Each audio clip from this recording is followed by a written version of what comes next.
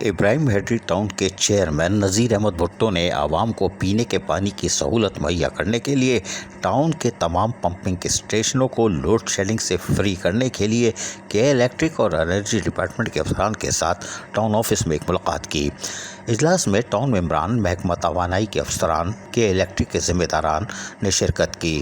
اجلاس میں پمپنگ اسٹیشنوں پر بجلی کی لوڈ شیڈنگ کے خاتمے اور عوام کو پانی کی سہولیات میسر کرنے کے حوالے سے تفصیلی طور پر تبادلہ خیال کیا گیا۔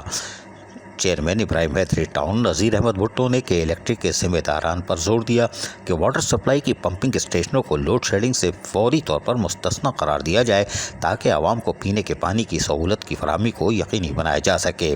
اس اہم مسئلے پر کے الیکٹرک کو فوری حل نکالنا ہوگا۔ جہاں ہماری ضرورت ہوگی ہم ہر ممکن تعاون کرنے کے لیے تیار ہیں۔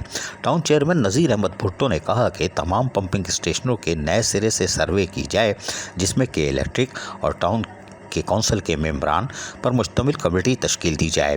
پمپنگ اسٹیشنوں کے پی ایم ٹیز کو الگ کر کے لوڈ شیڈنگ کے خاتمے کے لیے یقینی اور عملی اقدامات کرنے کی ضرورت ہے۔ اس موقع پر کے الیکٹرک کے general manager Imran Jamil, D G M Nadeem, manager Abdullah Langah, manager I P S Owais Rehman, manager Muhammad Yasin Shaikh, Sudhir Akhtar Lodhi اور انرجی ڈپارٹمنٹ یعنی محکمہ توانائی کے کنسلٹنٹ حسن رضا، محمد واجد اور ٹاؤن ممبران اختر عارفانی، جان عالم جاموٹ، نعیم عباسی اور دیگر ٹاؤن ممبران نے بھی شرکت کی۔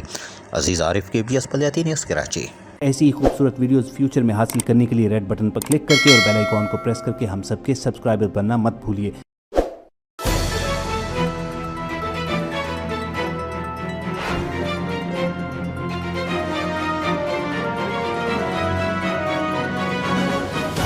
KBS بلدیاتی نیوز۔